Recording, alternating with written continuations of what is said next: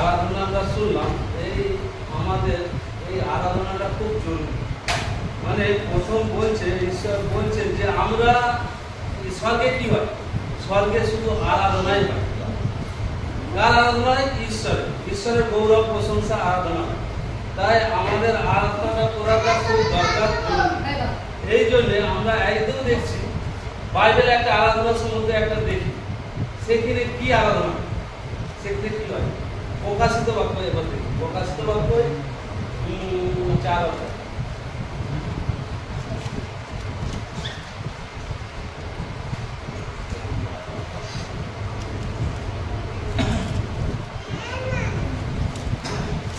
প্রকাশিত বাক্য 4 অধ্যায়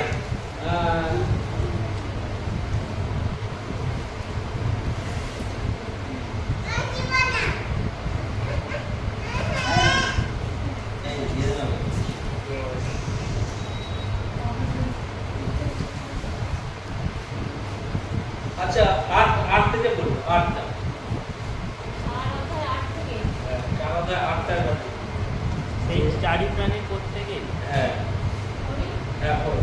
সেই চারি প্রাণীর প্রত্যেকে 6-6টি পক্ষ এবং তাহারা চারিদিকে ও ভিতরে চক্ষুতে পরিপূর্ণ, আর তাহারা দিবারাত্র অবিশ্রামে এই কথা কহিতেছে। এখানে বলছে প্রকাশিত বাক্য। প্রকাশিত বাক্য মানে হচ্ছে যেগুলো আমরা জানিনি ঈশ্বর যোহনের মাধ্যমে প্রকাশ করেছে, মানে কি হবে এখানে পৃথিবীতে, কি হবে না হবে, স্বর্গে কি হবে না হবে, কি হচ্ছে এখন, সবকিছু প্রকাশ করেছে যোহনের মাধ্যমে। এবারে এখানে যোহন কি বলছে যে সেখানে কিছু, এটা একটা রূপকের মতো, মানে দর্শন পাচ্ছে, স্বপ্ন দর্শন দেখছে স্বর্গেতে কি 4টে প্রাণী, কি প্রাণী বলছে আরো পড়ো। সেই চারি প্রাণীর প্রত্যেকে 6-6টি পক্ষ। হ্যাঁ, সেখানে 4টে প্রাণী দেখতে পাচ্ছে, তার 6টা করে পাখা, ডানা। এবার পাখা, এবার তারপর কি বলছে, এবং তাহারা চারিদিকে ও ভিতরে চক্ষুতে পরিপূর্ণ। হ্যাঁ তার আগে বিবরণটা দিয়ে দিচ্ছে সেখানে কি, তার চারিদিকে চক্ষুতে মানে চোখ আছে, চক্ষুতে পরিপূর্ণ, এবং তাহারা কি করছে, আর তাহারা দিবারাত্র অবিশ্রামে এই কথা কহিতেছে। হ্যাঁ অবিশ্রাম, মানে তারা বিশ্রামই নেয়, তারা হচ্ছে কোনো বিশ্রাম নয়, অবিশ্রাম।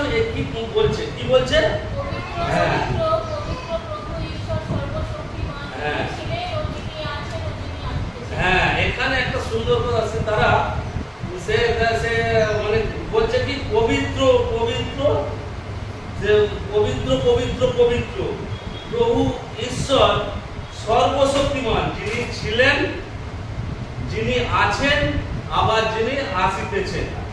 মানে পুরোপুরি যিশুকে টার্গেট করে, যিশুকেই বলছে, যিনি আসছেন আবার আসবেন। এবার তারপরটা পড়ি, আর যিনি আর যিনি সিংহাসনে বসিয়া আছেন, হ্যাঁ।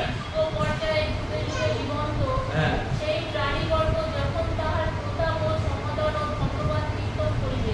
হ্যাঁ, তো এখানে এই তারা এই প্রশংসা করছে, মানে এইগুলো আগে বলে দিচ্ছে, বলে 11 পদটা বলে, হ্যাঁ 11 পদ।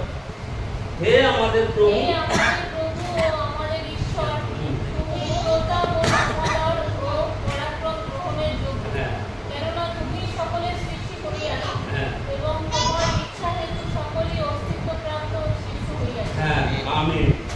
মানে এই আরাধনাটা সেখানে হচ্ছে, এই একই আরাধনা সেখানে হচ্ছে, আর এই একই আরাধনা এখানে হচ্ছে। আর এখানেও আমরা এই আরাধনা করব গানের মাধ্যমে, বাক্যের মাধ্যমে, নানা রকম ভাবে ঈশ্বরেরই গৌরব করব। এই আরাধনা এইরকম, তার যেন সমাদর, তার যেন প্রশংসা, গৌরব, মহিমা আমরা করব। তো যাই হোক, আমরা এখন একটা পদ পড়ব। তো সুপ্রিয়দা কিছু বাক্য পড়বে। তো ঈশ্বর যেন আমরা কেউ পারবনি হবেনি এরকম নয়। আমরা সেখানে গেছিলাম, এই যে দিলীপ জানার প্রোগ্রামে সুপ্রিয়দার সঙ্গে গেছিলাম, সেখানে ওই পরিত্রীয় সেখানে একটা শিক্ষা দিচ্ছে যে মূর্খ দিগকে ঈশ্বর মনোনীত করেছে। আর বাইবেল তাই বলে তাই আমাদের জীবনে ঘটছে, আমরা মূর্খ, আমাদের সেই জ্ঞান নেই, কিন্তু আমরা জ্ঞানবান। এখন আমি আমি আমার নিজেকেই মনে হয় যে কাউকে কিছু বলি, তারা তো অবাক, জ্ঞানবানরা অবাক হয়ে যাচ্ছে যে এই কি ব্যাপার, এগুলো বলছে কি করে, জানে কি করে, তারা চুপ করে যাচ্ছে। তার মানে এই বাক্য যে সত্য আমরা আমরা নিজেরাও উপলব্ধি করতে পারছি। তো যাই হোক, এখানে জিরোমিওতে খুলবো একটু, জিরোমিও 1 অধ্যায়। এখানে আমাদেরকে এখানে ঈশ্বর কি বলছে একটু পড়বো, গ্রুপ পর কি পর জিরোমিও 1 অধ্যায় 4 থেকে পড়বি, একটা একটা পর 4 থেকে 9 অবধি পড়বি। 1 অধ্যায় 4। হ্যাঁ,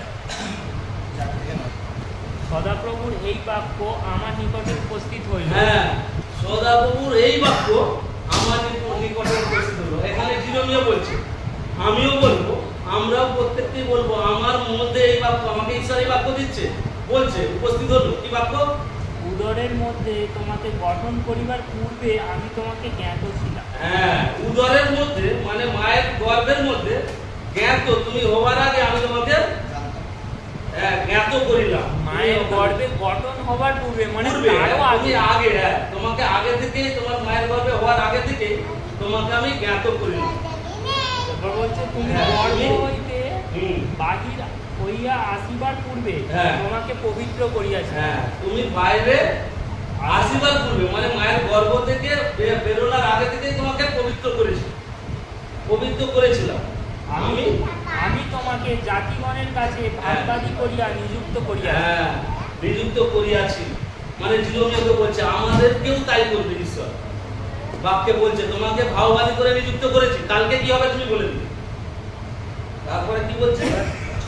সে তখন নিজে বলছে, তখন আমি কইলাম, হাই হাই হে প্রভু সদাপ্রভু, দেখো আমি কথা কইতে জানি না। হ্যাঁ, এখানে ভালো জিরোমিও বলছে, আমিও বলছি আমি কথা বলতে পারি না, হাই হাই এ কি ভাওবাদী, কালকে কি হবে বলে দেবো আমি, এ কি কথা, আমি তো কথা বলতেই পারি না। জিরোমিও শিখছে একই রকম ভাবে এরকম আমরাও বলবো, আমরা কথা বলতেই জানি না, কি বলবো না বলবো, হ্যাঁ, কথা বলতেই জানি না। তারপরে কি বলছে সদাপ্রভু, কি বলছে? কিন্তু সদাপ্রভু আমাকে তারপরে এখানে একটা কথা, একটা কথা বলতে জানি না, কেন কথা বলতে জানি আমি ভালো, কেন না আমি ভালো, এখনো কথা বলতে পারিনি। তখন ঈশ্বর কি বলছে, সদাপ্রভু কি বলছে? কিন্তু সদাপ্রভু আমাকে কহিলেন, আমি বালক এমন কথা বলিও না, কিন্তু আমি তোমাকে যাহার কাছে পাঠাইব তাহারই কাছে তুমি যাইবে, এবং তোমাকে যাহা আজ্ঞা করিব তাহাই বলিবে। মানে আমাদের নিজেদের মন গড়া কথা নয়, বলছে যে সদাপ্রভু বলছে আমি যেখানে তোমাকে পাঠাবো তুমি সেখানেই যাবে, আবার তোমাকে যেটা বলতে বলবো আজ্ঞা দেবো সেটাই তুমি বলবে, সেটাই বলবে, তোমাকে এক্সট্রা কিছু বলতে হবে। আচ্ছা, তারপরে হচ্ছে উহাদের সম্মুখে ভীত হইও না, তুমি ভয় পেও না, কেননা তোমার উদ্ধারকে আমি তোমার সঙ্গে সঙ্গে আছি। আমি এখানে বলছে তোমার ভয় পাওয়ার দরকার নেই, কাকে কি বলতে হবে, কি বলতে হবে আমি তোমার মুখকে ব্যবহার করব, যা বলে দেবো তাই বলবে, তুমি ওদের কাছে ভয় পাওয়ার দরকার নেই, কারণ আমি তোমার উদ্ধারার্থে তোমার সঙ্গে সঙ্গে আছি। তারপরে 9 পত্র, পরে সদাপ্রভু আপন হস্ত বিস্তার করিয়া আমার মুখ স্পর্শ করিলেন, এবং সদাপ্রভু আমাকে কহিলেন, দেখো আমি আমার বাক্য তোমার মুখে দিলাম, তোমার মুখে দিলাম। Amen, hallelujah, amen.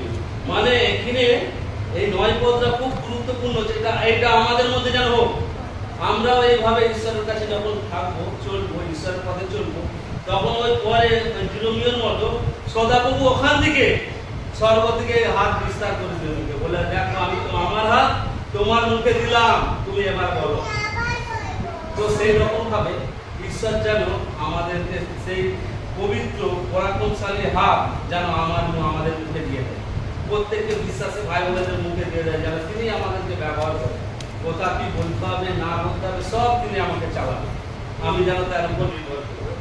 তো যাই হোক, ঈশ্বর যেন সেই রকম ভাবে তার পরাক্রমশালী হাত বিস্তার করে দেয় আমাদের প্রত্যেকে।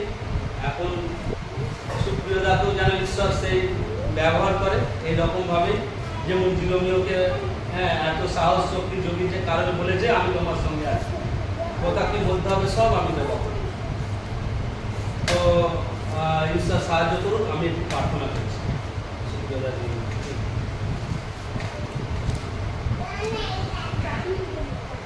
হে পবিত্র পবিত্র পবিত্র স্বর্গের মহান ঈশ্বর, তোমার মহানামে প্রশংসা করি, তোমার গৌরব করি।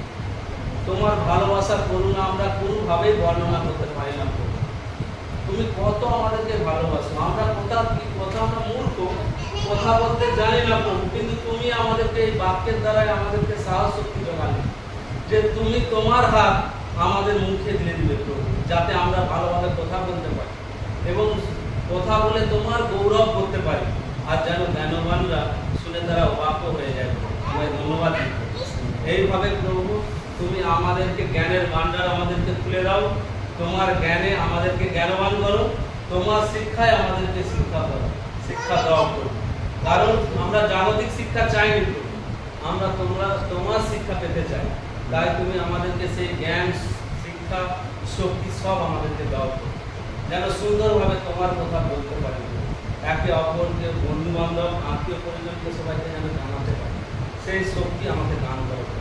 শুধু আমাকে নয়, এখন প্রভু এই সুপ্রিয়দা তোমার কথা বলবে প্রভু, তুমি তার মুখে ওই জিরোমিয়ার মতো তুমি তোমার পরাক্রমশালী হাত তুমি তাকে বিস্তার করো, তার মুখে দিয়ে দাও, যেন সে সুন্দরভাবে তোমার কথা আমাদেরকে বলতে পারে। তার মাধ্যমে আমরাও যেন হৃদয়ে গেঁথে রাখতে পারি প্রভু।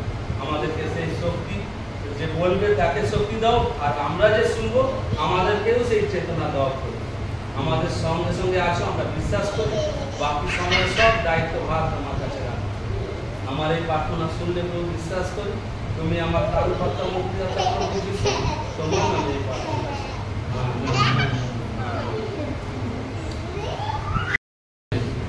আজ ঈশ্বরকে ধন্যবাদ, তিনি আমাদেরকে আবার নতুন দিন দেখার সুযোগ করে দিয়েছেন।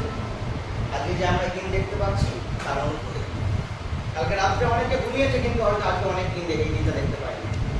ঈশ্বরকে ধন্যবাদ যে আজকে তিনি আমাদেরকে ব্যবহার করছেন, কারণ এর যোগ্য আমরা নয়, তিনি যোগ্য করেছেন তার পবিত্র রক্তে। তাই সকলকে ধন্যবাদ। ঈশ্বরকে আমরা সকলে গৌরব দেবো, কারণ ঈশ্বর আমাদেরকে সৃষ্টি করেছেন এই গৌরব পাওয়ার জন্য, কিন্তু আমরা যেন ঈশ্বরকে গৌরব হৃদয় দিতে পারি। আজকে আমি যে প্রচারটা করবো সর্ব বিষয়ে ঈশ্বরের উপরে নির্ভর করে কিভাবে চলবো, সমস্ত সিচুয়েশনে যেন আমরা ঈশ্বরকে প্রথম রাখতে পারি। আজ মতি 14 অধ্যায়ে 13 থেকে বলবো।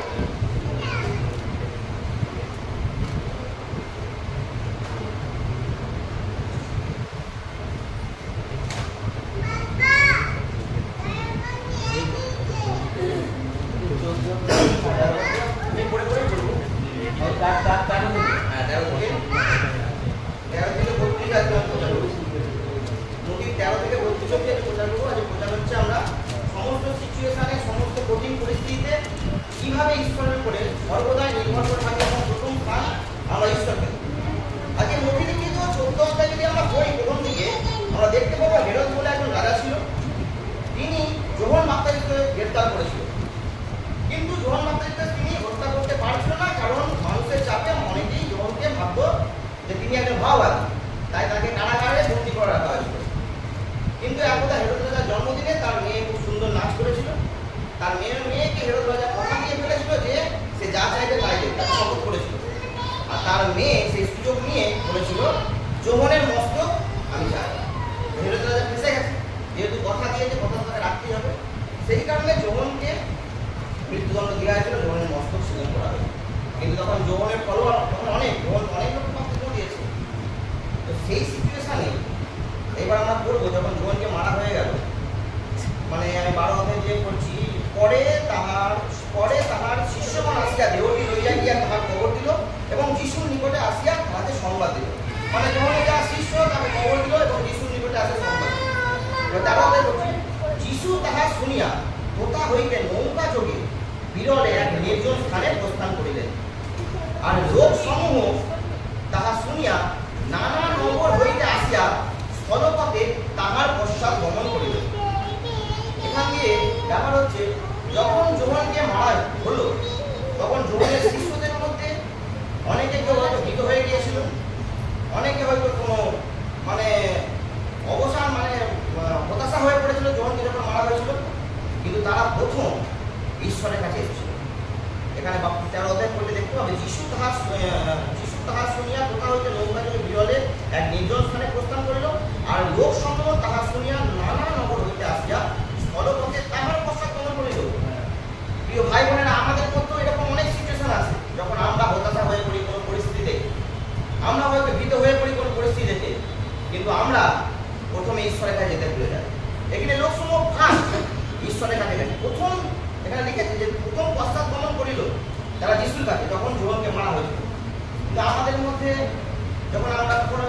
ট্রাবলের মধ্যে পড়ি, আমরা ঈশ্বরের কাছে ফাঁস যেতে পড়ে যাই, আমরা নিজের বুদ্ধি কাজে লাগাই।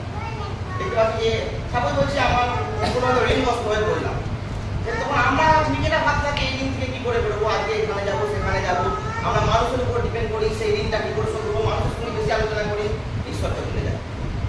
কখনো হয়তো পরিস্থিতি এমন হয়ে যায়, কোনো অসুস্থতার মাঝখানে আমরা মানে প্রথম ঈশ্বরের কাছে হাঁটু ভাঙার আগে আমরা ডাক্তারের কাছে আগে ছুটে যাই। ডাক্তারকে যাওয়াটা বলি না, ঈশ্বর বলে যে ওষুধ খাবেন, কিন্তু ঈশ্বর চাই প্রথম স্থান আমাকে দাও। যাই হোক, প্রথমে আমরা আগে বাবার কাছে যাবো, বাবাকে সব কথা বলবো, তারপর তিনি ঠিক আমাদেরকে পরিচালনা করবে যে আমরা কোথায় যাবো। আর যখন আমরা প্রথম স্থান দেবো, তবে ঈশ্বর আমাদের উপর অনুগ্রহ করবে। কারণ এই জগতের অনেকে আমাদেরকে নানা উপদেশ দিবে, আমাদের পরিস্থিতি এমন জটিল হয়ে যাবে, আমরা যত ঈশ্বরের কাছে যাওয়ার আগে যখন মনুষ্যের কাছে নির্ভর করবো, নিজের বুদ্ধির উপর নির্ভর করবো, জগতের যুক্তি, জগতের পরামর্শ এমন আসবে, আমরা ঈশ্বর থেকে আস্তে আস্তে কখন দূরে চলে যাবো আমরা বুঝতে পারবো না। আর সেই সময় ঈশ্বরের অনুগ্রহ থেকে আমরা বঞ্চিত হয়, জীবনে আর জয় দেখতে পাই না, জীবনে সাকসেস দেখতে পাই না। কিন্তু ফার্স্ট একটা টাইম যদি আমরা ঈশ্বরকে প্রথম স্থান দিই, কি হবে দেখো, প্রথমে তাহার পশ্চাৎ গ্রহণ করিল, তখন তিনি বাহিরে আসিয়া বিস্তর লোক দেখিয়া তাহাদের প্রতি করুণাবিষ্ট হইলেন। ঈশ্বরের করুণা প্রথম আসলো, কারণ ঈশ্বর দেখলো তারা তার কাছে পশ্চাৎ গ্রহণ করেছে এবং তাহাদের পীড়িত লোকদেরকে সুস্থ করিলেন। এখানে আমরা ভালো করে দেখলে বুঝতে পারবো, যারা যারা যিশুর কাছে এসেছিল কেউ বলেনি আমাকে সুস্থ করো, তারা হতাশা এসেছিল, কারণ জীবনকে মারা হবে, দুঃখে এসেছিল যে প্রভুর কাছে গেলে এই হতাশা দুঃখ থেকে আমরা বেরোতে পারবো। কিন্তু ঈশ্বরের করুণা এতটাই, তারা এসেছিল হতাশা কাটানোর জন্য, হয়তো ভয় জানানোর জন্য, কিন্তু ঈশ্বরের বোনাস যে ঈশ্বর সেই জায়গায় আবার সুস্থতা দিয়েছে। কেউ বলেনি যিশু আমাকে সুস্থ করো, এখানে বাইবেল লিখে নেই যে তারা কেউ বলেছে আমাকে সুস্থ করো, কিন্তু তার করুণা এতটাই এলো যে ঈশ্বর তাদেরকে শুধু হতাশা মুক্ত করেনি, সাহস দেয়নি, তাদেরকে সুস্থতাও দিয়েছে। আমরাও যখন আমাদের দৈনন্দিন জীবনে এই পরিস্থিতিকে সামলে প্রথম ঈশ্বরকে স্থান দেবো, আমরা হয়তো একটা সমস্যা নিয়ে ঈশ্বরের কাছে যাবো, কিন্তু তিনি জানেন আমাদের জীবনে আর কোথা কোথা সমস্যা আছে বা কি কি সমস্যা আসতে পারে, কিন্তু তখন সেইগুলোকেও আমাদের থেকে মুক্ত করবে। তো সেই জন্য আমাদেরকে ঈশ্বরের প্রতি সর্বদাই স্থির বিশ্বাস দিয়ে প্রথম যে কোনো পরিস্থিতি যেন একবার আমরা তার চরণ তলে, হয়তো হতে পারে সেই পরিস্থিতি আমার নিজের কন্ট্রোলে আছে, এটা আমি নিজেই পারবো, এটা এমন কিছুই নয়। হয়তো আমি এখান থেকে একটুখানি বাজারে যাবো সাইকেলে করে, এটা কোনো ফ্যাক্টরি নয়, এটা সামান্য ব্যাপার, কিন্তু ঈশ্বর চাই ওটাও প্রার্থনা করে যাও। কারণ যখন তুমি সাইকেল চলবে তখন আমি তোমাকে রক্ষা করবো। যদি ঈশ্বরকে তখন যদি হাঁটু ভেঙে ঈশ্বরকে বলি বাবা আমি বাজারে যাবো, তুমি আমাকে রক্ষা করো, ঈশ্বর খুশি হয়, তখন তিনি আমাকে ঈশ্বর চাই অর্ধদায় যে প্রথম স্থানটা আমাকে দাও। আচ্ছা, তারপর মনোরম করবো আজকে, তাহলে আমরা মোটামুটি ঈশ্বরের উপর নির্ভরে প্রথম স্থানটা ঈশ্বরকে দেবো। মনোরম করছি, পরে সন্ধ্যা হইলে শিষ্যগণ নিকটে আসিয়া তাহাকে কহিলেন, এ স্থান নির্জন, বেলাও গিয়াছে, লোকগুলোকে বিদায় করুন। মানে যিশুর শিষ্যরা বলছে এখন বেলা হয়ে গেছে, এত লোক, প্রভু এদেরকে বিদায় করো। কেন বিদায় করো? যেন ওনারা গ্রামে গ্রামে গিয়া আপনাদের নিমিত্ত খাদ্য দ্রব্য ক্রয় করে। তখন যিশু তাহাকে বলিলেন, ওনাদের যাইবার প্রয়োজন নাই, তোমরাই উহাদেরকে আহার দাও। শিষ্যরা অবাক, এত লোক, যিশু বলছে আমাদেরকে আহার দাও। তারা আশ্চর্য, মানে কত লোক তো লাস্টে দেখা আছে, মানে 5000 শুধু পুরুষ বলেছে, মানে ওটাকে আপনি অনুমান বাচ্চা আর স্ত্রী নিয়ে প্রায় 15-20,000 লোক, এত লোক শিষ্য যিশু কি করে বলছে আমাদেরকে আহার দাও? তাহারা তাহাকে কহিলেন, আমাদের এখানে কেবল 5খানি রুটি ও 2টি মাছ ছাড়া আর কিছুই নাই। তখন যিশু বলল, তিনি কহিলেন, সেগুলি এখানে আমার কাছে আনো। এখানে শিক্ষার বিষয়, যখন যিশু তাদেরকে বলল যে ওনাদের কোথাও যাওয়ার দরকার নেই, ওনাদেরকে যাইবার প্রয়োজন নেই, তোমরাই ওনাদেরকে আহার দাও, তখন তারা খানিকটা অবাক হয়ে গিয়ে বলল যে প্রভু আমাদের কাছে তো 5টা রুটি আর 2টো মাছ ছাড়া কিছুই নাই। তখন যিশু বলল, তোমরা ওগুলো আমার কাছে আনো। এখানে তারা তাদের শিষ্যগণ একবারও কিন্তু প্রভুকে প্রশ্ন করেন, যিশু আনতে বলেছে, কোনো প্রশ্ন করেনি, অবাক হয়নি। কিন্তু যিশু আনতে বলেছে তারা নির্ভয় নিয়ে গেছে, বলেনি একবারও যে প্রভু এত লোক 5টা রুটি আর 2টো মাছ দিয়ে কি করে সম্ভব, আর এটা নিয়ে তোমরা কি বা করবে, এটা কি করার কিছু সম্ভব? কোনো প্রশ্ন করেনি। আজকে আমরা ঈশ্বরকে প্রশ্ন করি, আমাদের জীবনে যখন বড় বড় পাহাড় মানে বড় বড় সমস্যা দেখি, আমরা ঈশ্বরকে প্রশ্ন করি, এটা সমাধান সম্ভব নয়। যখন আমরা নিজেদের বুদ্ধি নিজেদের প্রতি এত আনকন্ট্রোল হয়ে যায়, এমন একটা অসুস্থতা আমাদের জীবনে আসলো, এটা অসম্ভব। মেডিসিন লাইনে আর কোনো উত্তর নেই। আমরা ঈশ্বরকে ডাকাচ্ছি, ঈশ্বরকে প্রশ্ন করি কেন প্রভু এটা আমার জীবনে এলো, কিন্তু আমরা ভুলে যাই তিনি হচ্ছে মঙ্গলময় ঈশ্বর, আর তিনি আমাদের জন্য সর্বদাই উত্তম পরিকল্পনা করেন। যে কোনো পরিস্থিতি আসুক না কেন তার পিছনে তার একটা পরিকল্পনা থাকে, আর আমরা যখন সেটা জানতে শিখে যাব তখন সর্বদাই যত জটিল পরিস্থিতি হোক ঈশ্বরকে যেন বলি, এই ঈশ্বর তোমাকে ধন্যবাদ, এই পরিস্থিতি যখন আমার জীবনে এসে এর পেছনে নিশ্চয়ই তোমার কোনো পরিকল্পনা আছে, সেটা আমি দেখবো, কারণ তুমি মঙ্গলময় ঈশ্বর, তোমার কাছ থেকে কোনোদিন অমঙ্গল আসতে পারে না। তো সেই জন্য আমরা কিন্তু আজকে জীবনে ঈশ্বরের মঙ্গলের দিকটা ভুলে যাই, ঈশ্বরকে প্রশ্ন করে ফেলি, ঈশ্বরের প্রতি নির্ভরতা থাকে না। কোনো কিছু আশ্চর্য জিনিসকে আমরা সেই মানে জগতের শিক্ষা নিয়ে বিচার করি, যেটা কি করে সম্ভব, কিন্তু ঈশ্বর বলছে আমার কাছে সব সম্ভব। এই জন্যই এখানে কিন্তু যিশুকে কেউ প্রশ্ন করেন যে প্রভু এত 5,000 লোক, এই প্রায় টোটাল মিলিয়ে 15-20,000 লোক, আপনি কি করবেন, 5টা রুটি 2টো মাছ নিয়ে কি করবেন, কেউ প্রশ্ন করেন। প্রভু বলেছে, তারা আদেশ পালন করেছে। আমরা যেন আদেশ পালন করি, আমরা যেন সেই বাক্যে যে সকল আজ্ঞা লেখা আছে যেন বিশ্বাস করি। যিশু যদি বলেছে আমার পক্ষে কোনো কিছু অসম্ভব নয়, তো সেই সমস্যা যত বড় হোক না কেন চিন্তা করবো না, প্রথম আগে ঈশ্বরের কাছে যাবো, সকল সমস্যা তাকে বলবো, আর আনন্দ করতে হবে। ফিলিপিও 4:4 কি বলছে?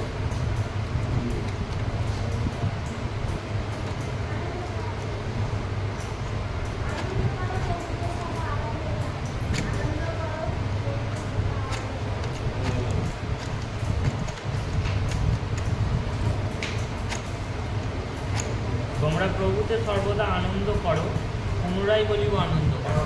ঈশ্বর চায় যেন আমরা দুঃখে না থাকি। ঈশ্বর বলে তোমরা সর্বদা প্রভুতে আনন্দ করো, আমার পুনরায় রিপিট করছে, তাহলে কতটা জোর দিচ্ছে ঈশ্বর। ঈশ্বর চায় যেন আমরা সর্বদা আনন্দ করি, ওই জন্য হচ্ছে আনন্দ করো, পুনরায় বলছে আনন্দ করো। আর যখন তার উপর নির্ভরতা থাকবে তবে আমরা আনন্দ করতে পারবো। একটা বড় সমস্যা তাকে বলে চলে এলাম, বলে তো এলাম, কিন্তু নির্ভরতা নেই, পরে এসে সেই সমস্যা নিয়ে আবার চিন্তা করছি। ঈশ্বরকে যে বলে কিছুটা ভুলে যায়, কিন্তু আবার নিজে বুঝতে লাগায় এই সমস্যা থেকে কি করে বেরোবো। কিন্তু যদি ঈশ্বরকে বলেছি ওইটা মনে রেখে সমস্যাটা ভুলে গিয়ে যদি ঘরে ডান্স করি, ঈশ্বর খুশি হবে, জানে যে আনন্দ করতে বলেছি মানে আনন্দ করছে। যখন এইভাবে আনন্দ করতে শিখবো, আমার সমস্যাটা আমার থাকে না, আমার বাবার হয়ে যায়, তখন তার দায়িত্ব যে আমি সুস্থ করবে কি আমার সমস্যা মেটাবে। তাহলে আমাদের উপর ঈশ্বরকে কোশ্চেন করা জায়গায় ঈশ্বরের উপর নির্ভর করতে হবে, ঈশ্বর তাহলে খুশি হয়। তিনি কহিলেন সেগুলি আমার কাছে আনো।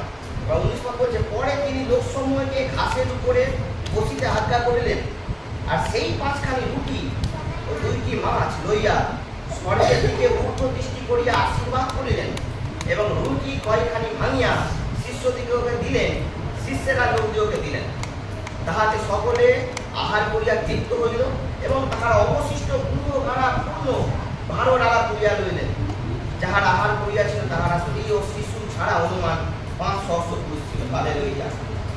আজকে আমরা দেখতে পাবো এই রুটি আর মাছ শিশুদের কাছে কিন্তু প্রথম থেকে ছিল, কিন্তু বাড়েনি। যখন বেড়েছে তখন, যখন আমরা শিষ্যরা সেই রুটি আর মাছটা ঈশ্বরের হাতে তুলে দিয়েছে, তবে বেড়েছে। তাহলে ওটা আগে থেকে শিষ্যদের কাছে ছিল, এই 5টা দুটোই করেছিল। বেড়েছে যখন ঈশ্বরকে দিচ্ছে, তখন আমরা যদি বৃদ্ধি পেতে চাই আমাদেরকেও ঈশ্বরের কাছে আগে নিজেকে সঁপে দিতে হবে, নাহলে নিজেরা কখনো বাড়তে পারবো না। যতই চেষ্টা করি, যদি তাকে যদি আমাদের জীবনকে সম্পূর্ণ একদম A to Z, আজকে সকালে ঘুম থেকে উঠলাম, আজকে সকাল থেকে সেই রাত্রি যখন ঘুমবো, পুরো সম্পূর্ণ দায়িত্বটাকে ঈশ্বরকে দিতে হবে। কি আহার করবো, কি পান করবো, আমরা চিন্তা করবো না, তিনি যোগানদাতা ঈশ্বরকে ঢুকিয়ে দেবেন। তো আমরা যদি নিজেদেরকে যদি ঈশ্বরের কাছে না সারেন্ডার করি, আমরা বৃদ্ধি পেতে পারবো না। কারণ ওই মাছ আর রুটি যদি শিষ্যদের কাছেই থাকতো, ওই 2টো আর 5টাই হয়ে থাকতো, বৃদ্ধি পেত না। যতক্ষণ না ঈশ্বরের কাছে যাচ্ছে ততক্ষণ বৃদ্ধি পায় না। তো আমরাও যেন প্রথম মানে সর্ব বিষয়ে নিজেদেরকে ঈশ্বরের কাছে সঁপে দিতে পারি, তবে ঈশ্বর আমাদেরকে বৃদ্ধি দেবেন। সেটা এই বৃদ্ধি আত্মিক বৃদ্ধি, এ বৃদ্ধি অনেক রকম, এতটাই বৃদ্ধি যে উপচে পড়বে। কারণ ওই 20,000 লোক শুধু খেয়েই তৃপ্তি হয়নি, নষ্ট হয়েছে, গুঁড়ো গাড়া রয়ে গেছে 12 ডালা। কারণ ঈশ্বর বলছে আমার আশীর্বাদের সীমা নেই, লিমিট নেই। আমার আশীর্বাদ শুধু তোমার এইটুকুটাই তা নয়, এখানে বলছে আশীর্বাদ এতই করলো, সেই সমস্ত লোক তো খেলো, আবার নষ্ট, আবারও হয়ে গেল। ঈশ্বরের আশীর্বাদের কোনো লিমিটেশন নেই। ঈশ্বর আশীর্বাদ করে আনলিমিটেড, কারণ তিনি তো ঈশ্বর। তার কাছে কি মানে যে আশীর্বাদ এতটুকু আছে তারপরে নেই, আবার কোথাও কিনতে যেতে হবে তা নয়। সব কিছু তার সৃষ্টি, তো ঈশ্বরের আশীর্বাদের লিমিটেশন নেই। আমরা যদি তার সেই আনলিমিটেড আশীর্বাদ পেতে চাই, তাহলে আমাদেরকে আগে তাকে দিতে হবে। আর তাকে দেওয়া মানে এবার সে ঠিক আমাদেরকে বৃদ্ধি করবে। আর কারণ যদি গীত সংহিতার 23:5-6 পড়ার কথা, ঈশ্বরের আশীর্বাদ কেমন থাকে।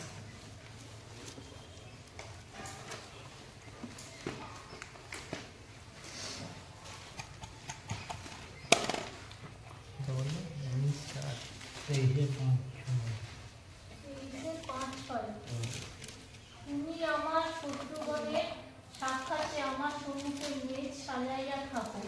তুমি আমার মস্তক তৈরে সিদ্ধ করিয়াছ, আমার পানপাত্র উৎলিয়া করিতেছে। কেবল মঙ্গল দয়াই আমার জীবনের সমুদয় দিন আমার অনুচর হইবে।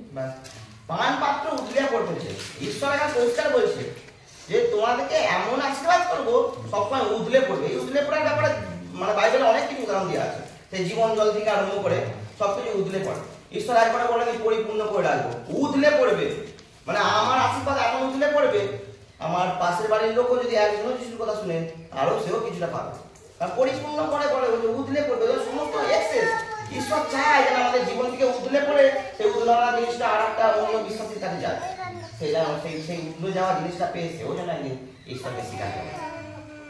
তারপরে কি বলছে, সমুদয় আমার দয়া না, সমুদয় দিন মঙ্গল দয়া। ঈশ্বর বলছে যদি তোমরা আমাকে ফলো করো, যদি তোমরা আমাকে ঠিক মতো ফলো করতে পারো, আমার আজ্ঞা পালন করো, মঙ্গল দয়া তোমার অনুচর। অনুচর হওয়া মানে কি, মানে আমাদের সঙ্গে থাকবে।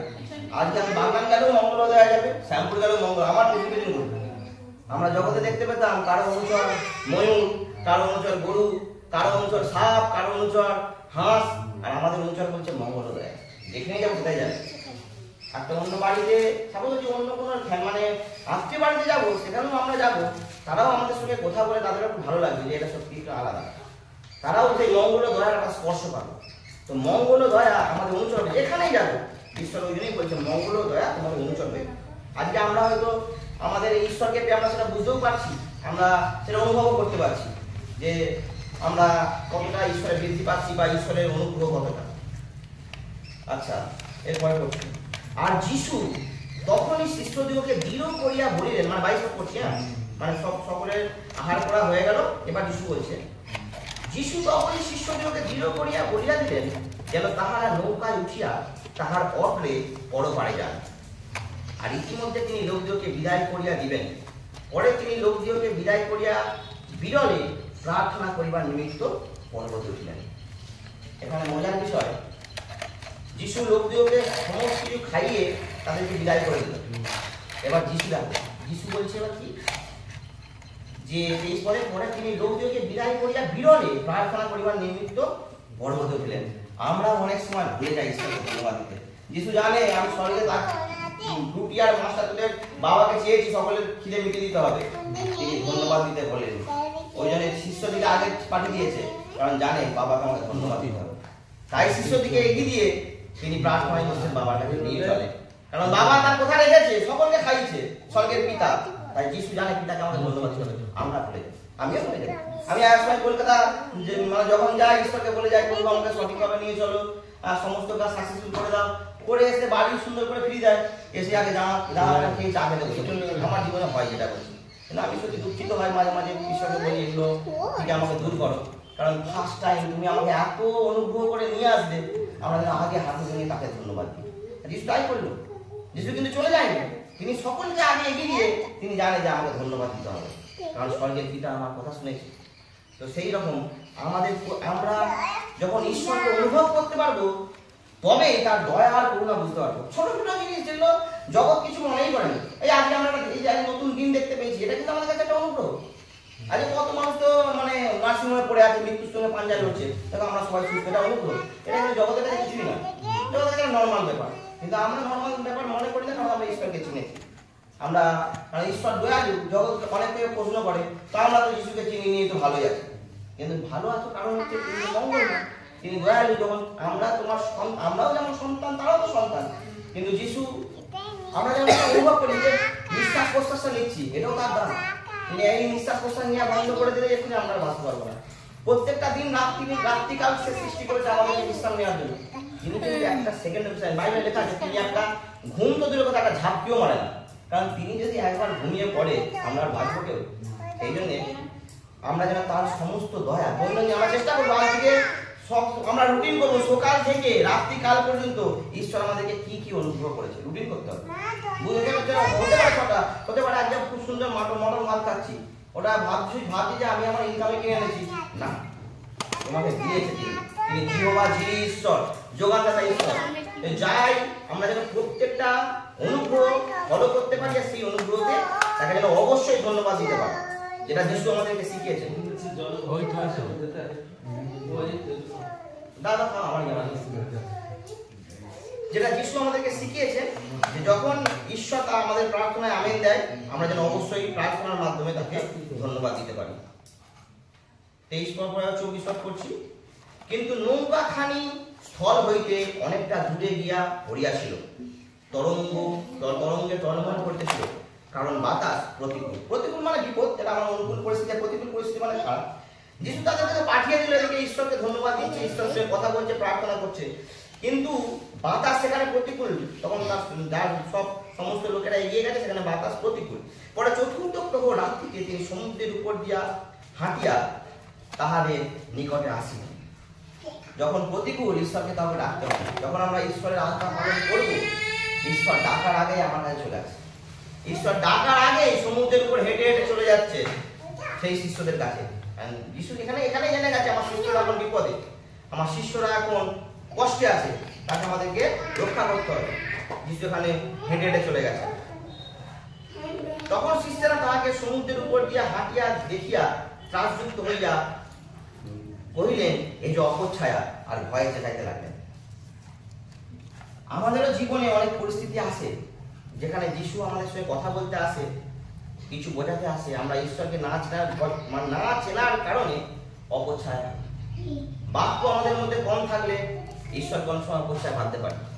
আর যিশু এতদিন তার সঙ্গে ছিল, এত মহৎ কার্য করেছে, তারপরে জলের মধ্যে হেঁটে যাচ্ছে বলে তারা অপচ্ছায় ভাববে কেন? কারণ তারা তখনও ঠিক মতো ছিল না। আজকে আমরাও এখনো চিনি, আমাদের মধ্যে এখনো চেনা অনেক আছে। আমরাও অনেক সময় ঈশ্বরকে অপচ্ছায় হয়ে ফেলি। কেউ কিছু একটা কাজ করলো, সেটা হয়তো ঠিক মতো গুরুত্ব বুঝলাম না, অপচ্ছায়, শয়তান দ্বারা হলো। তো যাই হোক, আমরাও অপচ্ছায় হই। অপচ্ছা কেন ভাবছি? তা আমাদের মধ্যে বাক্যটা আছে। আমরা ঈশ্বরকে চেনার চিনতে বাকি আছি, আমরা একটা ঝঞ্ঝনকারী কর্তাদের মতো হয়ে যায় অনেক সময়। তো সেই রকম আমরা কি ঈশ্বরকে আগে চিনতে পারবো আমাদের জীবনে? আমাদেরকে এমন তৈরি করতে হবে যেন ঈশ্বরকে আমরা অপচ্ছায় না, যখন ঈশ্বর আসে যেন অবশ্যই বুঝতে পারি, সেই বাক্যের চশমা যেন করতে পারি আমরা, যেন দূর থেকে যিশু এলেও দেখতে পাই ওটা অপচ্ছায় নয়, ওটা যিশু, আমরা যেন বুঝতে পারি। ঈশ্বর তবেই আমাদের উপর খুশি হবে, কারণ ঈশ্বর সর্বদাই আমাদেরকে হেল্প করতে চান। আর হেল্প করার সময়ই আমরা ঈশ্বরকে চিনতে পারি না। সেই অনেক সিচুয়েশন হয়তো আমাদেরকে ভুলিয়ে দেয়, আমরা চিনতে পারি না, আমরা নানা রকম প্রশ্ন করে ফেলি। তো প্রশ্নের মাধ্যমে ঈশ্বর কখনো পাওয়া যাবে না, ঈশ্বর পাওয়া যাবে বিশ্বাস আর নির্ভরতার মাধ্যমে। আমরা যদি কেউ যোহনের 2 পত্র একটু পড়ে দেখি, যোহনের 2 পত্র কেন ঈশ্বরকে প্রশ্ন করলে পাওয়া যায় না, বুঝে যায়। ঈশ্বরকে না প্রশ্ন করলে অনেক কিছু পাওয়া যায়। যোহনের 2 পত্র, যোহনের 2 পত্র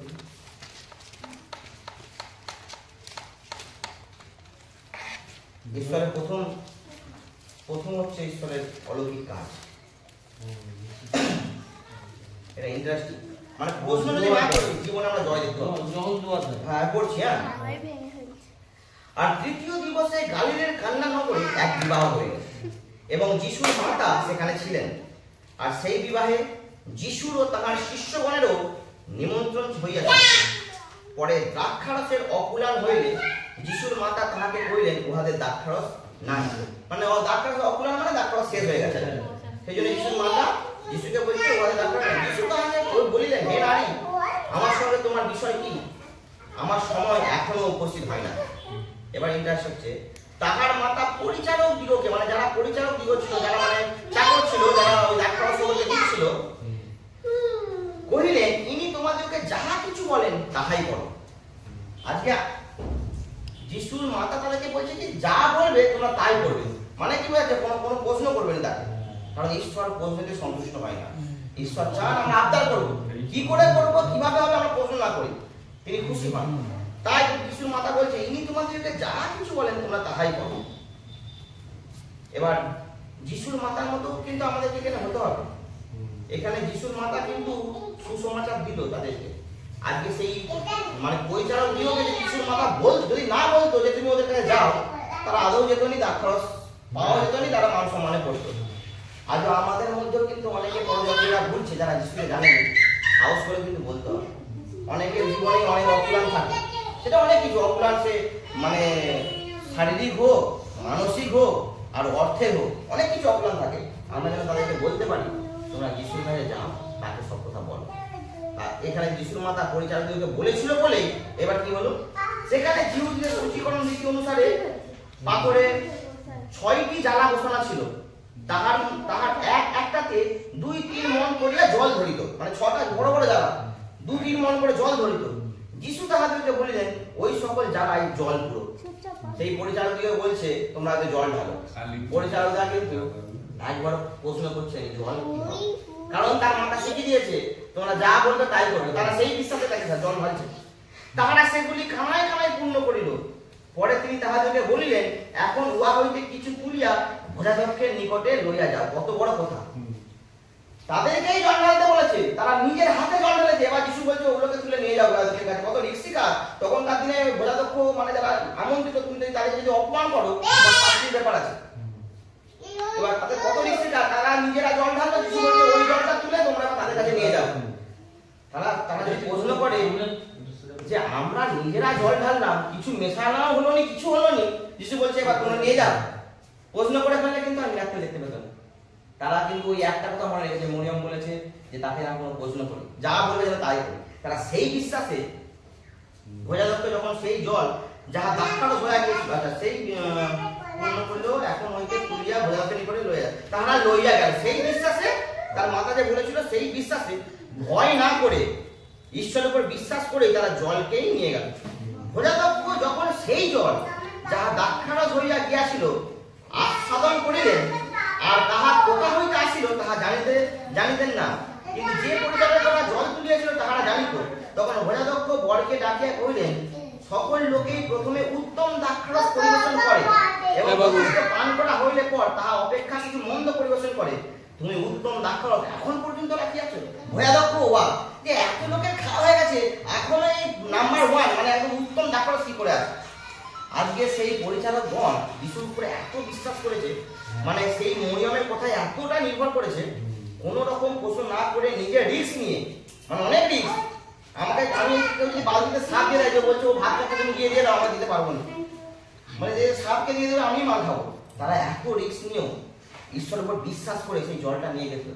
আর সেই জলটা ঈশ্বর করেছিল উত্তম, নরমালও নয়। আমাদের জীবনেও অনেক সিচুয়েশন আসে যেখানে আমাদের মান সম্মানের ভয় থাকে। যদি ঈশ্বরের উপর নির্ভর করি, মান সম্মান তো যাবেই না, উপরন্তু প্রশংসা আসবে। কারণ ঈশ্বর চায় আমরাও যেন প্রশংসা পাই, কারণ তিনি আমাদের মধ্য দিয়ে প্রশংসা পান, আর তিনি চাই আমরাও যেন প্রশংসিত হই মানুষের কাছে, কারণ তিনি আমাদেরকে ভালোবাসেন। আমরা কষ্ট পাই, তিনি চান না। তো সেই রকম আমরা ঈশ্বরের উপর যেন প্রথম স্থান নির্ভর করতে পারি, প্রশ্ন না করে যেন এগিয়ে যেতে পারি। কারণ প্রশ্ন হচ্ছে যেমন মানে কিভাবে আমরা পাবো, যদি 11:40 করি যখন কখন আমরা মিরাক্কেল দেখতে পাবো সেটা বলছি। একটাই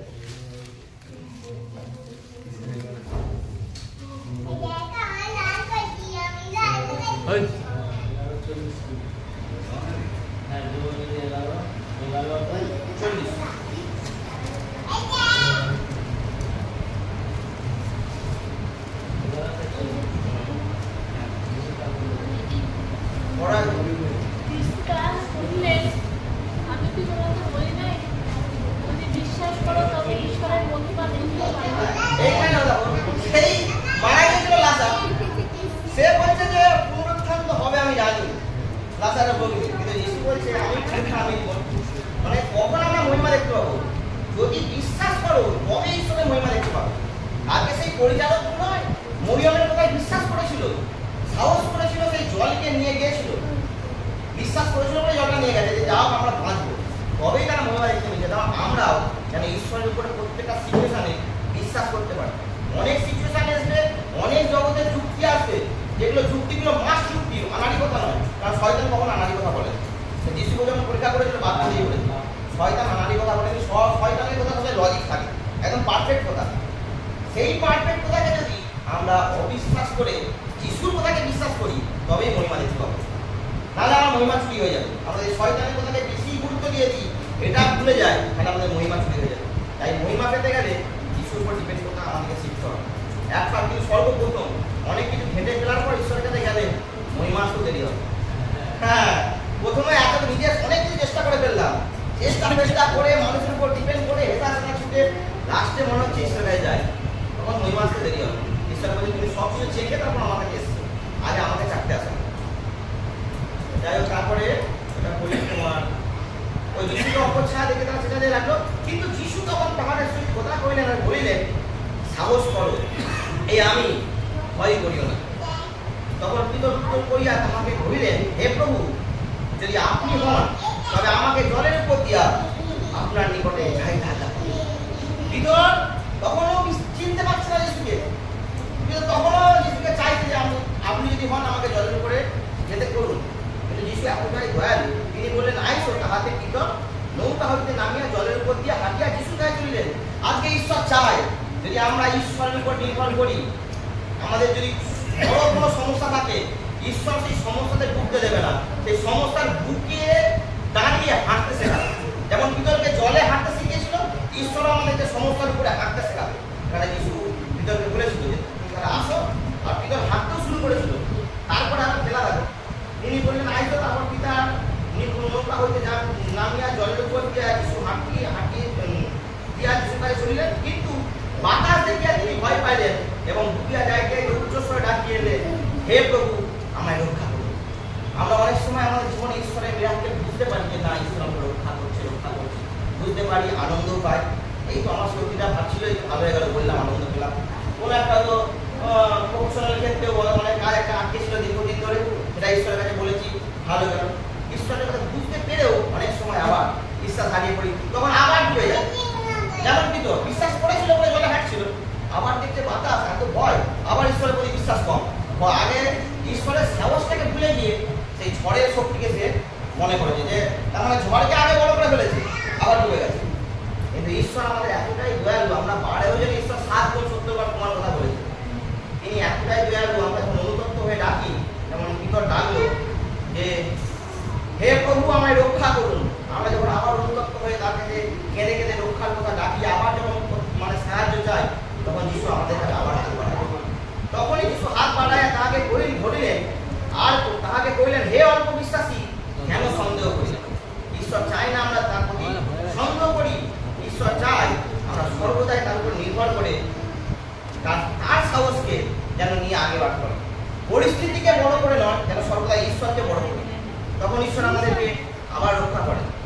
পরে তাহারা নৌকায় উঠিলে বাতাস থামিয়া গেল, আর যাহারা নৌকায় ছিলেন তাহারা আসিয়া তাহাকে প্রণাম করিয়া কইলেন, সত্যই আপনি ঈশ্বরের পুত্র। হালেলুয়া। আজকে বাতাস আমাদের জীবনে তখনই থেমে গেল যখন ঈশ্বরকে আমাদের নৌকায় আনতে পারি। আমরা যেন আমাদের জীবনের নৌকায় আমরা প্রভু যিশুকে বোঝাতে পারি, আমরা যেন আমাদের জীবনের চলার পথে সর্বদাই প্রভু যিশুকে সাথী করে চলতে পারি। আর যখন ঈশ্বর আমাদের পক্ষে, তখন কে আমাদের বিপক্ষে? সেই আমাদের জীবনের নৌকার সেই ঝড় থামাতে গেলে ঈশ্বরকে আমাদের চাই, কারণ ঈশ্বর ছাড়া আমরা কিচ্ছু নয়। আমরা যেন সর্বদাই সর্বক্ষেত্রে আমাদের মধ্যে যেন ঈশ্বরকে নিতে পারি, আমাদের মধ্যে যেন ঈশ্বরের স্বভাবকে পরিধান করতে পারি, যেন অপরে দেখে বুঝতে পারে আমরা কিছু সন্তান, তবেই তো ঈশ্বর খুশি হন। আর আমরা যতদিন না ঈশ্বরকে আমাদের নৌকায় বসাতে পারবো, জীবনে কোনো জয় থাকবে না, হেরে যাবো। কারণ শয়তান খুব চালাক, শয়তান আমাদের দুর্বলতা জানে। আমাদের ঘরে কালকে একটা ওই রান্নাটা দেরি হয়েছে বলে, মানে ওই মাংস ছাড়াতে দেরি হয়েছে বলে আমার বাবা হচ্ছে রান্না করেছিল। বাবা বলে এত দেরি হয়ে গেছে, আর আমি আর রান্না করে ডাক মতো কারো কিছু বলছেন, আমি আর রান্না করবো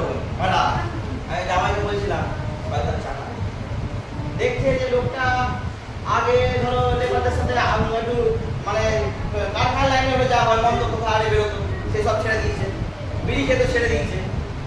ঈশ্বর মানে শয়তান জানে এর উইক পয়েন্ট কোথা ধার মারলে ঈশ্বর থেকে বিচ্ছিন্ন করা যায়। আজ সকাল থেকে এত লোক বাবাকে এমন একটা ওই এদেরকে ওদেরকেই দেরি করেছে, ওই মাংস রান্নার ডিপার্টমেন্ট ছিল আমাদের জামাইয়ের, ও টিফিন খেয়ে আর এদিকে জল গরম করতে দেরি হয়েছে, বাবা রান্না করে বললে আমি রান্না করবো। আমাদের জীবনে এরকম সিচুয়েশন আছে। আমাদের কিন্তু সমস্ত দুর্বলতা ঈশ্বর যেমন জানে, কিন্তু শয়তানও জানে, কারণ শয়তানের একটা ক্ষমতা আছে। যেমন আমাদের দুর্বল জায়গাগুলো যদি শয়তান প্রয়োগ করার আগে আমরা যদি ঈশ্বরকে বলে ফেলি যে হে প্রভু এইগুলো আমার দুর্বলতা আছে, তুমি ঠিক করো, বলতো, কারণ বাক্য ছাড়া জয় নেই। সেই আমাদের দুর্বলতাগুলো আমাদের নিজেরা আগে খুঁজে পেয়ে যায়। আর যদি ঈশ্বরের কাছে স্যারেন্ডার করি যে প্রভু তুমি এইসব দুর্বল, আমি লেগে যাই, বা আমার মধ্যে মন্দ স্বভাব আছে, আমি নিজে কিছু করতে পারবো না, যদি ঈশ্বরকে সব দিয়ে যদি তার কাছে আবদার করি বা তাদেরকে প্রার্থনা করি দিনের পর দিন, কারণ বাক্যে লেখা আছে অনবরত প্রার্থনা করো। একদিন প্রার্থনা হয়েছে উত্তর হয়নি করে থেমে গেলাম, জীবনে জয় পাবো। যেন অনবরত প্রার্থনা করি, তো ঈশ্বর সেই আমাদের দুর্বল জায়গাগুলো যথা সময়ে এমন স্ট্রং করে দিবে, শয়তান আসবে কিন্তু আমরা কাজ করতে পারবো না। যদি আমরা তখনকার যুগেও দেখি দাউদের সঙ্গে ঈশ্বরের ডাইরেক্ট কথা হতো, মানে প্রচুর মহিমা দাউদের জীবনে ঈশ্বর, যিনি রাজা, এই রাখা থেকে তাকে রাজা করেছে, কিন্তু শয়তান জানতো তার দুর্বল। ঠিক সময় যখন সেই ছাদে ঘোরাফেরা করছে তখন দাউদের দৃষ্টি মন্দতায় গেছে। শয়তান জানে যে এর দুর্বলতা কোথায় আঘাত করলে তবে দাউদকে ঈশ্বর থেকে বিচ্ছিন্ন করা যাবে, কিন্তু দাউদ তার দুর্বলতাটা আগে খুঁজে পায় না। যে আগে খুঁজে পেয়ে যে সুধাপ্রভুকে বলে দিত ওইটাও জয় করতে পারত, কিন্তু দাউদ সেই লালসার মধ্যে পড়ে গেল, সেই টেম্পটেশনের মধ্যে পড়ে গেল, দাউদ ঈশ্বর থেকে বিচ্ছিন্ন। দাউদ অনেক কষ্ট পেতে ওই যে পাপের জন্য। আবার আমাদেরকেও সতর্ক থাকতে হবে, বাইবেলে লেখা আছে সর্বদাই সতর্ক থাকো, যেন পরীক্ষায় না। তো আমাদের জীবনে কি কি দুর্বলতা আছে আমরা যেন প্রার্থনার মাধ্যমে আমরা প্রভুকে বলতে পারি, কিন্তু সেই দুর্বল জায়গাগুলো সঠিক এমন মজবুত করে দেবেন যে আমাদেরকে কেউ আর হারাতে পারবে। ঠিক আছে, তো আমরা যেন ঈশ্বরের প্রতি সবাই এগোতে পারি, আর ঈশ্বরের শক্তিশালী থাকতে পারি, ঈশ্বরের স্বভাবে চলতে পারি। আমাদেরকে একটা উদাহরণ দিতে হবে যেন বুঝতে পারে আমরা ঈশ্বরের যে একটা সৈনিক যেন হতে পারি, এই যিশুর যে শিক্ষা তাকে যেন আমরা অলঙ্কার করতে পারি। ঠিক আছে, এইভাবে আমরা ঈশ্বরের মধ্যে চলে যেন জীবনে জয়লাভ করতে পারি। তো আমরা প্রার্থনা করবো, বাদ করি তুমি মধুর ঈশ্বর, তুমি মিষ্টি ঈশ্বর, তুমি প্রেমের ঈশ্বর, তুমি প্রভু সেই ঈশ্বর যে আদিতে ছিলেন, তুমি সেই ঈশ্বর যে এখনো আছে, তুমি সেই ঈশ্বর যে ভবিষ্যতে থাকবে, অপরিবর্তনীয় ঈশ্বর, তোমার কোনো পরিবর্তন নেই। হে পিতা, তুমি আমাদের মাঝে তোমাকে প্রকাশ করো, আমরা তোমাকে আরো গভীরভাবে জানতে চাই, তোমাকে আরো কাছে যেতে চাই, জানতে ধরতে চাই, কারণ তুমি ছাড়া আমি কিচ্ছু নয়, তুমি ছাড়া আমার চারিদিক অন্ধকার পিতা, আমি বাঁচতে পারবো না। কারণ শয়তান সেই দিয়াবল সেই সিংহের মতো গর্জন করছে আমাদেরকে গ্রাস করার জন্য, তাই আমি বাঁচতে হলে আমি তোমাকেই চাইবো। হে ঈশ্বর, তুমি প্রকাশ করো আমাদেরকে, আমাদের কাছে তুমি নিজেকে, যেন বাক্য দ্বারা আরো তোমাকে কাছে পেতে পারি, তোমার স্পর্শ, তোমার অনুগ্রহ, তোমার ভালোবাসা, তোমার প্রেম নিয়ে যেন জীবনে জয়লাভ করতে পারি, আর তোমার সেই অপূর্ণ প্রেম যেন অন্যদের মধ্যেও ছড়িয়ে দিতে পারি। তুমি দয়া করো, করুণা করো, আর আমাদেরকে আমাদের সমস্ত দুর্বলতা তুমি জানো প্রভু, সেই সমস্ত দুর্বলতা তোমার যিশু নামে দূর করে দাও, আর সব কিছু তুমি আমাদেরকে সর্বদিকে স্ট্রং করো, যেন সেই বিশ্বাসের পরিধান যেন করতে পারি, যেন বিশ্বাসের বেড়াজাল দিয়ে নিজেকে বেঁধে রাখতে পারি, যেন সমস্ত কিছুই তোমার বাক্য দ্বারা বিশ্বাসের উপর নির্ভরতা রেখে, তোমার উপর নির্ভরতা রেখে, যেন জীবনের সবকিছু মন্দতাকে হারিয়ে যেন তোমার রাজ্য ধার্মিকতার কাছে এগিয়ে যেতে পারে। আমাদেরকে ব্যবহার করো পিতা, আমি ব্যবহৃত হতে চাই তোমার কাছে, আমাদেরকে তুমি সেই সুজ্ঞান সুবুদ্ধি দাও, যেন তোমার সত্য পথে চলে আমরা এগিয়ে যেতে পারি, যেন আমরা সেই সংকীর্ণ রাস্তায় চলতে পারি প্রভু। আমি নিজে পারবো না চলতে, তুমি আমার হাত ধরে রাখো, যেন সংকীর্ণ পথে চলতে গিয়ে পড়ে না যায়, আমাদেরকে এগিয়ে চলো, আমরা যেন স্বর্গের রাজ্যের বাসিন্দা হয়ে যেন হালেলুয়া স্তব গান করতে পারি স্বর্গরাজ্যে গিয়ে। তোমার তুমি অনুগ্রহ করো, দয়া করো, করুণা করো, এই সকল প্রার্থনা তোমার ইমানে যীশু খ্রিস্টের নামে চাই, আমেন।